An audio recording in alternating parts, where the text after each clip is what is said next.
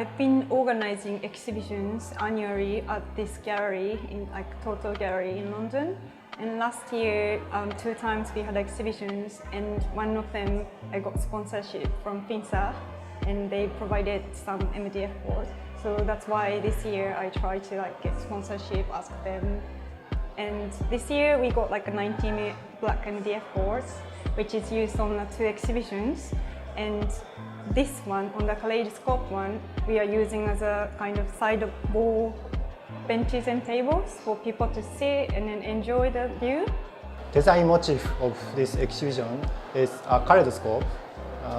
The kaleidoscope was invented by a British scientist in 19th century, and it was imported in Japan in the Edo era, and it became familiar with children as a toy, as well as it engaged with Japanese traditional crafts such as Japanese paper, ceramic, and glass.